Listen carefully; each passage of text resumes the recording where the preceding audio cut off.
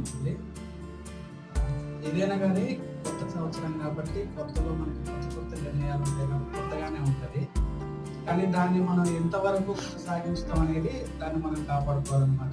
ఏదైనా అంతే, ఇప్పుడు కొత్తలో మన కారు కొన్నా ఏది కొన్నా కానీ కొత్తలో దాన్ని మనం చిన్న నష్టపోవడానికి చూసుకుంటూ ఉంటాం.